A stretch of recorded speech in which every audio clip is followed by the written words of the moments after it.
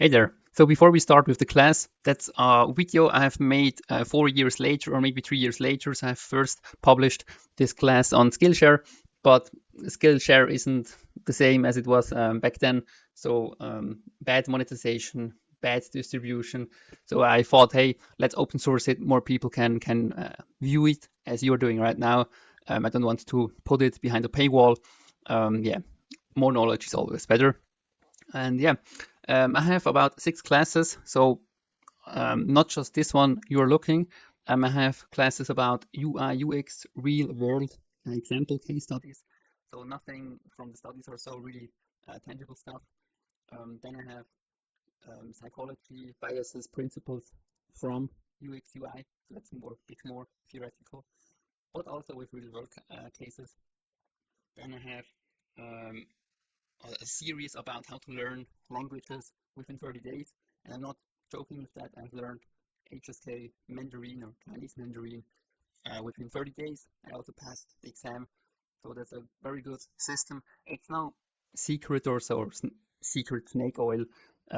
Those are basic principles polyglots are using. So those are 3 courses, classes.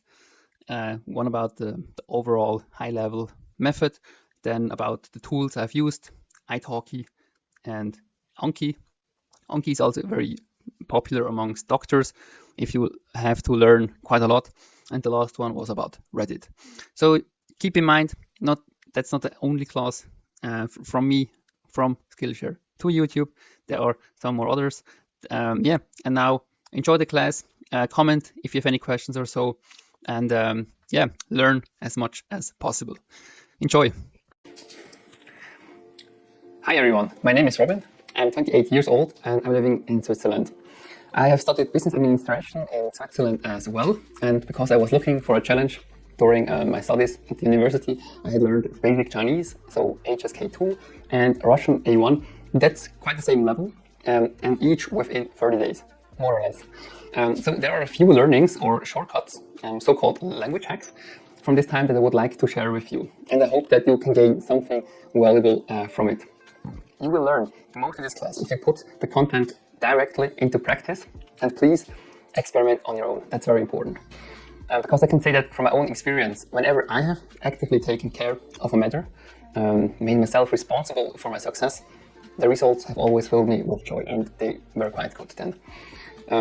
So I recommend you to the class if you're actively learning a new language or want just to start with it right now. You can watch the lesson at your own pace, and please take as long as you need. I mean, that's also with Skillshare, right? In this class, I will show you how I have used Anki and italki to learn a new language in a very efficient way. So let me give you a rough structure of the whole class here. At the beginning, we'll look at how polyglots are learning a new language and how we can use the very same principles for us. We talk about general goal setting and our so-called why, right? Discover polyglots' favorite tools, Anki and italki, the same tool as we will use as well, and why those technologies or tools are so good for learning a new language. After that, we will take a closer look at each of the two tools so we know how they work. Perfect. Cool to have you on board, and let's start with it. Bye. Hi there. In this lesson, I want to show you how polyglots learn a language and how I came to the system. At first, I thought to myself, hey, go and see if there are any professional language learners, right? And indeed, there are. There are so-called polyglots, some of whom speak more than 10 languages fluently and even with an accent. So those people know how to learn a language very quickly and quite sustainable. I mean, they can speak it quite good. I then spent countless hours reading up on polyglots who speak a variety of languages and their learning techniques. I already knew the famous author Tim Ferriss and read his blogs or his blog articles about learning languages. Also very helpful is anything by Ben Lewis. He's known throughout the language learning community as the Irish polyglot and is famous for his many online videos that document his language learning adventures around the globe. That's very interesting, and I can only recommend you to deep dive on his content. It's very cool. Another great source of knowledge is Steve Kaufman, who is also called Lingo Steve and speaks over 20 languages. I mean, wow, 20 languages. Being able to speak so many languages quite fluently is astonishing. So you don't have to reinvent the wheel, right? These people seem to have figured out how to learn languages quite systematically. Why not just do the same? So I did just that. The first key message was that you need some kind of input before you create your first output. I mean, in the end, you need to have something to talk with, or with what content do you want to have a conversation, right? So we need to learn the fundamentals of every language, the vocabulary, the words. When you then know the first words, like let's say restaurant, meal, and to order something, you can then start forming your very first and very basic sentences out of it, like I'd like to order this and that, or I'd like to order pizza. So very basic stuff, right? When you know your first basic sentences, you can then arrange them in a meaningful way. So you greet, for instance, a person in front of a restaurant, or order something in a restaurant. So voila, you have your very first basic conversation. Sure, it's all still super artificial and insecure, but you can already conduct a dialogue in a protected setting. I mean, that's the whole goal, right? From getting from only words to a dialogue, even if it's super artificial. We do not care at this stage. As you can see, the principle is very easy, going from words to sentences and then to a discussion.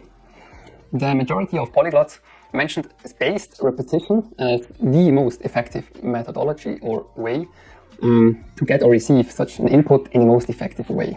Anki is the best spaced repetition tool for that. So that's a tool for the spaced repetition. With no other tool, you can learn so quickly and in such a systemized way as with Anki. After some initial difficulty, I started learning with Anki, and I can confirm it. It's awesome. It's quite difficult to get started, or how to say it has a learning curve, but anyone who learns with Anki doesn't want to change again. It's by far the best tool for memorizing stuff like vocabulary and even whole sentences.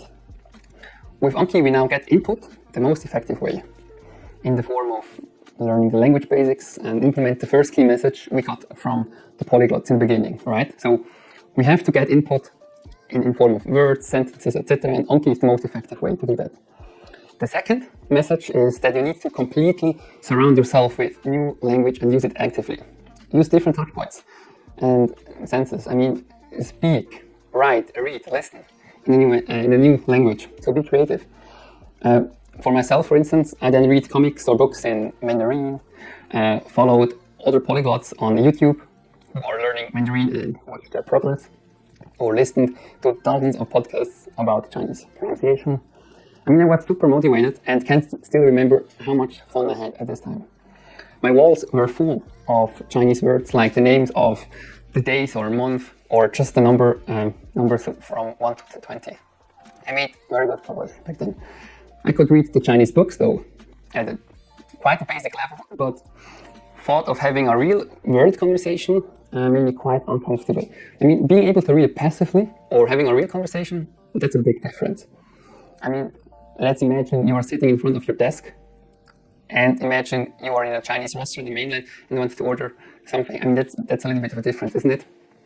And far too many people spend far too much time behind the textbooks and simply speak too little. This is by far the most important point. Really. Speak as early as possible. That's so important. Now, it's time to put all the accumulated knowledge into practice and apply it. All polyglots agreed that it's best to live in a country where the language is spoken daily. The immersion is simply much greater. But since I still had face-to-face classes at the university, I had to stay in Switzerland. Besides that, it was also a financial aspect. I mean, I was a student at this time and had simply no money. And other people like you may have different or the same problems and also have to stay at home. I don't know. But I couldn't go to China, so China had to come to me. My main goal was to talk to native Chinese people as much as possible. And small disclaimer, I do not have any colleague or friend or whatsoever who is a native Chinese person. So I had to find another way. So I looked for ways to surround myself with a native person as quickly and as cheaply as possible. That's how I found italki. I'm doing my own research. It's one of the best language learning platforms worldwide. They bring students and teachers together very easily and quite cost effectively. I mean, it's quite cheap. With italki, we can take our learned words from Anki into practice and implement the second key message. So let's sum it up. The goal is to first build this broad foundation of words and sentences with Anki, right? Then, with italki, we try to move from an artificial and safe environment to a more natural and open one by speaking directly and easily with native speakers. That's the goal here. Those two key messages. Input and immersion. Input in form of Anki and immersion with talking to Chinese people. Or whatever language you are using, right? I'm just talking because I have, I did it with Chinese. But whatsoever, in every language you are learning. With time you will remember the most common combinations of sentences and will not only be able to repeat isolated sentences, but also to combine them skillfully and have simple conversations. And I have not said anything about grammar right now, right? I mean, grammar plays a subordinate role in this system at the beginning, since you do not focus on correction. That's very important. The focus is on the two key messages, input and immersion, or input and talking. Grammar should help us to achieve those two key messages. It isn't the sole purpose. It's just assisting us. That's important. Hi there. So there is no one-size-fits-all solution, right? Each person has different conditions, different prerequisites. So Anki or italki may not need to be used to the same extent. Maybe for one person, the focus is on Anki. For the other person, more on italki. Depending on the prerequisites and the goals that one has. So we need to understand this to make the best use of Anki and italki. For instance, if you have an exam at the university, you should know what the exam looks like, right? What are the question types? Closed, open, where is the teacher's focus? Very important. Oral, written, grammatical, emphasis, content, so on, so on. With our university, it's often a matter of very standardized tests, which includes grammar, speaking, writing, and listening, right? However, if you only want to improve your language skills for traveling or holidays, you don't need to learn the same things as at the university, right? For traveling, it may be enough to work on your pronunciation, and you may not care about grammar and writing at all. The first tool, Anki, is very good for memorizing words, while italki is excellent for listening and speaking. So if you already have a good vocabulary in this, or in your target language, the focus would be more on italki. If on the other hand side, you don't have much of a vocabulary yet, or you want to expand your existing vocabulary, it's best to work with the normal combination of Anki and italki. So we would just use both tools to the same extent. Nothing special about it, right? So take a moment and think about what exactly you want or need to learn and where your focus will be. Is it more on Anki because you need to have some kind of fundamental or basics, or is it more on italki because you have to learn stuff about pronunciation or just the general speaking ability, right? So think about it, that's very important. So in the next lesson, we will look at spaced repetition. Do you remember? That's the first key message of the polyglots. Build up your Hi there. In this lesson, we talk about why nothing beats spaced repetition. Basically, every student, knowledge worker, or more generally speaking or spoken, everybody who wants to learn something new can benefit from using a system for memorizing things much easier. And spaced repetition is one of the best solutions for that. As previously mentioned, spaced repetition is a system which makes memorizing things quite easy. It's a lot more efficient than traditional study methods, and you can either greatly decrease your time spent studying or greatly increase the amount that you learned, right? So you can use it to learn a language, like we are doing right now, or you can study for medical and law exams, mastering long poems, and much, much more. I have used this kind of system for myself for various aspects of my life, like learning languages, or even terms for my sailing exam. But what exactly is spaced repetition? Spaced repetition is an evidence-based learning technique that is usually performed with flashcards. It has been used for several decades and has been proven to increase the speed of learning. But how does it work? So, newly introduced and more difficult flashcards are shown more frequently, while older and less difficult flashcards are shown less frequently. So you learn the flashcards at different times depending on its difficulty. For example, a difficult word comes more often and at shorter intervals. Makes sense, right? With Anki, it's quite the same. Basically, when you see a flashcard in Anki, you actively recall it, test yourself on what it is, and then you see the answer. And then you can rate whether you found it easy, medium, or hard. Based on whether you click easy, medium, or hard, it automatically figures out what the spaced repetition intervals should be. So if I found something easy, it would then ask me again in 3 days. If I found it hard, it would ask me again in 5 minutes. So if we can do Anki every day, or at least regularly every day, every few days, we can basically trust the algorithm. But we shouldn't throw anything into Anki or into a spaced repetition system. Anki is very good for specific, tangible facts like vocabulary, city names, anatomy, dates, so on. So, facts. It's not that great for understanding bigger concepts like Western philosophy or theoretical physics. The way that I think of Anki is that Anki functions. Let's dive into Anki. We will only go into the basics that you need for this class. In this class, I focus on the combination of Anki with italki in terms of learning a language. So I don't want to go too deep into both tools.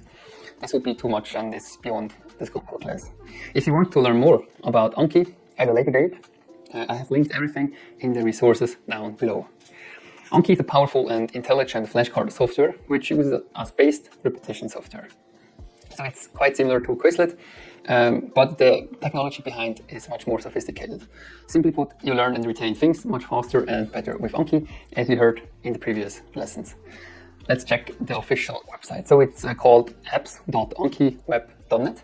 So you can just Google the word Anki and it will be the first result on top of the search results. So let's go to our apps.ankiweb.net. Remember anything, remember anywhere, remember efficiently. That's exactly how it is. So Anki is completely free and open source. That's quite cool. Besides the free versions for Mac, Windows, and Linux, you do have to pay though a little bit of money for the iOS app. Android is free. You could use something like Quizlet. That's true, but I've also used Quizlet in the past. I mean, it's pretty, and that's the one thing about Anki. Anki is not very pretty. Sometimes it feels like it's not very intuitive. So there is a bit of a learning curve here.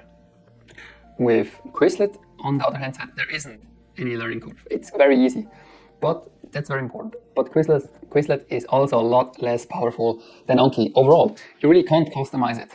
It also means you can't customize it. And if you are serious about using flashcards and you know how to operate a computer proficiently, then you will have no problem with Anki. Trust me.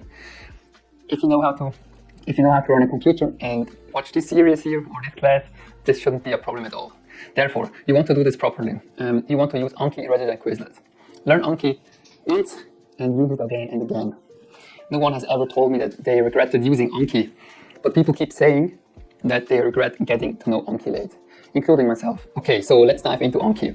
I have downloaded it from apps.ankiweb.net and installed it. I mean, it's pretty simple.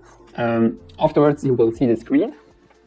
You have then multiple elements. You have the deck, you have browse, you have statistics, and sync. We will go into that later. What is it all about with the different tags there? So a so-called deck is similar to a folder. There you can find all the flashcards in it. You can sort, manage, whatever you want. So let's first create a deck. After we have created a deck, we now create a flashcard. Type in all your details of the flashcard, and here we go. So you can either create a flashcard or you can download a flashcard. And that's where Anki's power is, because there is such a huge community behind Anki. That's very valuable. So on ankiweb.net/shared/decks, you can download a lot of decks shared by the huge community of Anki. Study a deck, or more precise, to study some flashcards, and a new window opens. It's quite intuitive. Here we can browse all our existing flashcards. So it's like a database. Statistics is nice to look at, but it's not very important yet. Later on, it's quite motivational. But I would definitely recommend you to create an Anki account so you can save all your data. That's important, because you can also access all your flashcards from your mobile phone, but you will have a lot. So it's very important because you will have a lot of flashcards, right? And in the unlikely case of a broken PC or losing your laptop, you can just restore all the data. So explore Anki by yourself and check it out. Play around with it. Create a deck, create flashcards, explore shared decks on the internet or the web I've just told you. Check it out. Search for relevant decks for you. So get inside the Anki universe. Huh? So that was a brief insight or a brief overview of Anki. There is so much more to discover later. So special types of flashcards that are tailored to your needs. Importing from spreadsheets. I mean, that's huge. You can save so much time with such things. There are dozens of settings and much more. So it's pretty cool.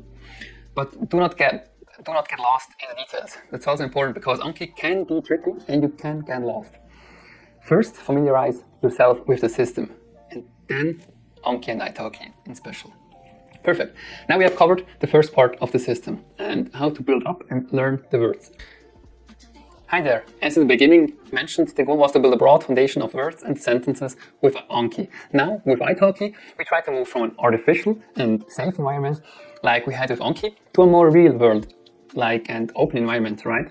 Imagine sitting not in front of your PC or desk in New York or London, but in a Chinese mainland restaurant and you would like to order something spicy. That's a little bit different, isn't it?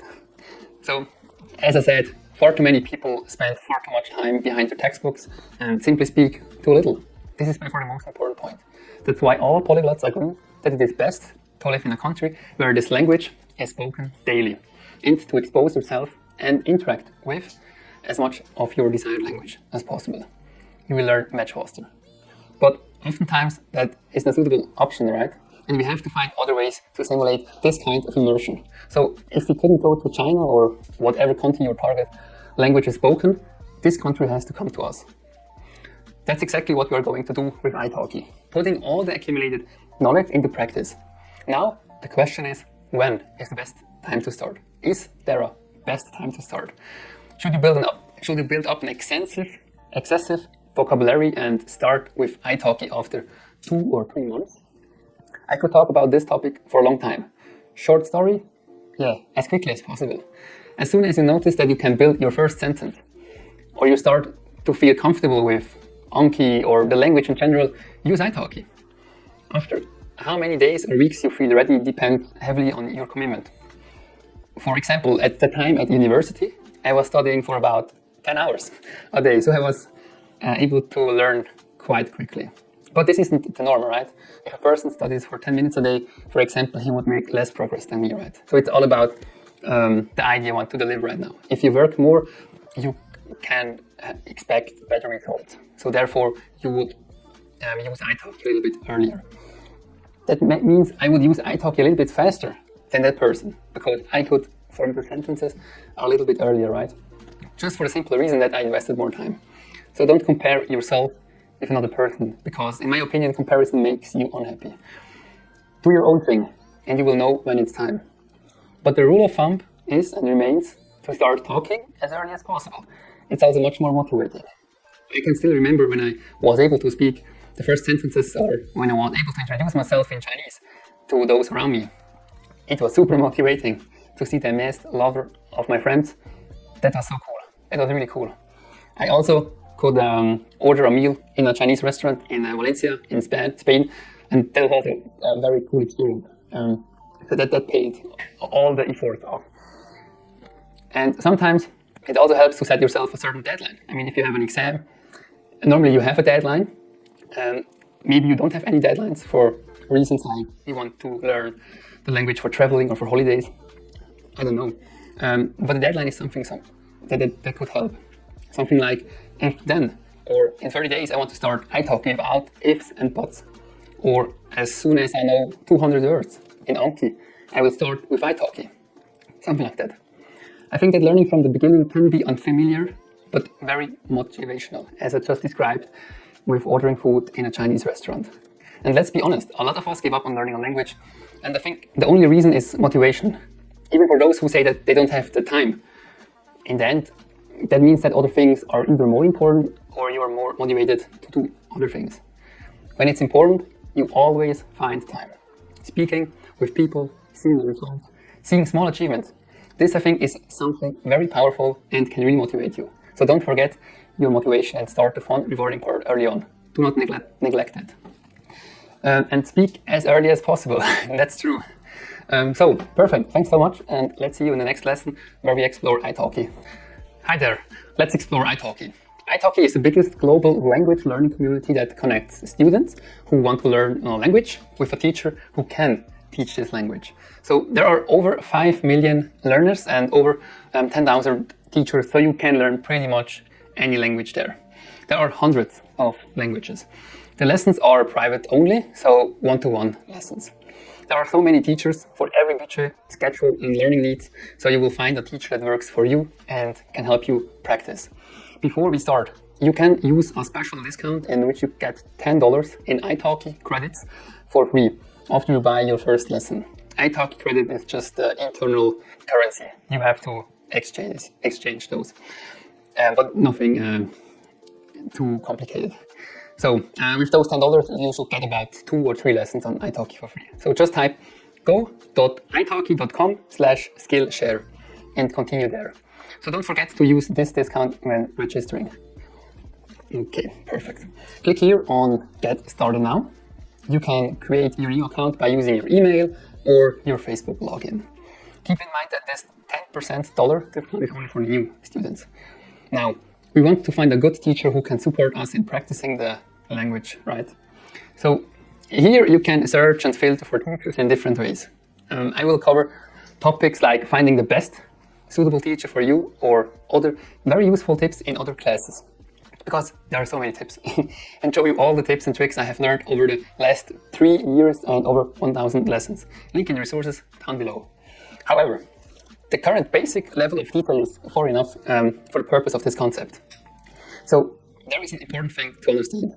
Italki splits their teachers into 2 different teacher types. We have the community and we have the professional teacher.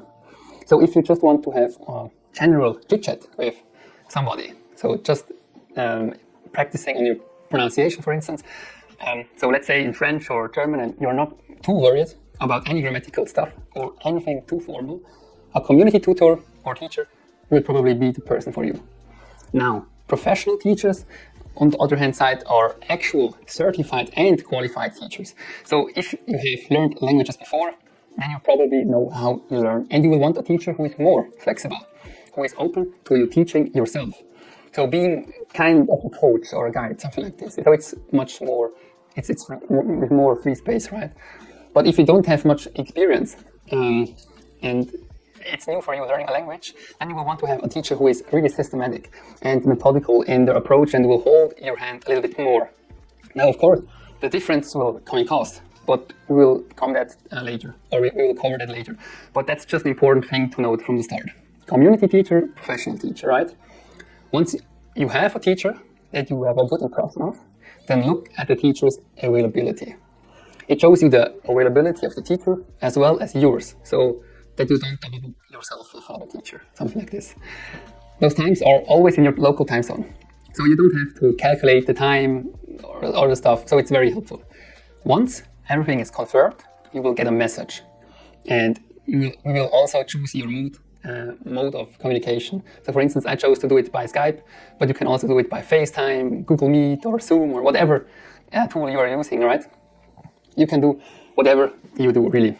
There aren't any restrictions. Some people had problems with italki's Classroom, so that's their solution. I mean, it's cool, you can try it. If it doesn't work, then just switch to another client like Skype or something like this. So I really recommend trying not just one teacher, but many more. Something like 4, 5, or even 7. But you get the idea. Try different teachers. You might like a teacher and you might think, hey, they're cool. But if you don't have a lot of experience with a lot of different teachers, then you might not realize that, but maybe it's a cool person, but this isn't actually not the approach you would need. That's very important, really. That's one major learning I had. So you really have to go through a bunch of different classes to really see for yourself all these different teaching styles and approaches. If you're planning on sticking with the teacher for several weeks or even months, then you want to make sure that your teacher is somebody who will enjoy having class with. If you don't like them, then you're going to get burned out on seeing them, or you're going not want to jump on Skype with them, because it's just so much work to talk to them. So in the long term, it's much better to try different teachers than just one teacher, really. Try different teachers. You even get 3 trials for free if you're a new user, so use that. Perfect. Let's assume you have booked your first lesson and want to know what the lessons are like. So actually, italki lessons vary completely depending on what you want and what you and your teacher agree on. So there is not a specific set of having a lesson or any requirements. You are completely on your own and with your teacher for sure. So essentially, you can learn whatever you want. With your teacher by your side, you can now practice real conversation situations. So that's the whole goal of using italki, right? We used Anki to build up the foundation with the words, have those super artificial discussions, and now we can practice with italki teachers. That's the whole goal of this. So explore italki on your own, look at different people or teachers' profile, compare them, have several lessons, get your experience, that's important, and try different lessons. Thanks a lot and see you in the next lesson. Hi there. So now we have reached the end. What did we have learned? So we now know how a polyglot efficiently learns a language by building his foundation of words and sentences with Anki, right? Then with italki we try to move from an artificial and safe environment to a more natural and open one by speaking directly and usually with native speakers. You also learned how you can do basic things on Anki and italki to achieve those goals. Thank you so much for your time. I appreciate it incredibly. I have put a lot of effort into this class and I hope I could show you a simple but very efficient way to learn a new language. Or at least you have learned a few important insights from it. I don't know. As I told you at the beginning, there is no one-size-fits-all solution. The system is not the single source of truth, right? So draw the best and most helpful lessons for you and combine them with other things you know. If you have any questions or something is not clear, then just ask me directly or write a comment. And do not forget to do the project. I think you will like it and it will be helpful for your learning experience. I'm curious what you think of it. I wish you the best luck in your language learning journey and goodbye and thank you very much for listening. Take care. Bye.